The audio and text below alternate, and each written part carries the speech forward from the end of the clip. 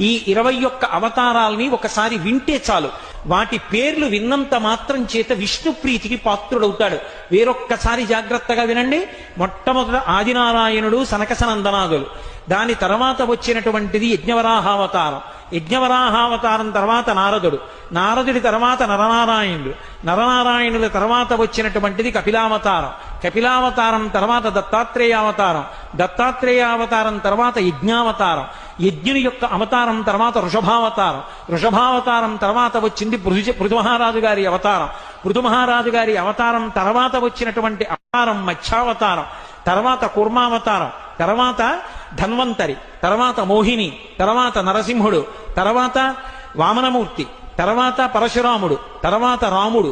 తర్వాత బలరాముడు. బలరాముడి తర్వాత కృష్ణ భగవానుడు. కృష్ణ భగవానుడి తర్వాత బుద్ధావతారం. బుద్ధావతారం తర్వాత కల్కి అవతారం. ఏకకాలంలో 2 అవతారాలు ఉంటూ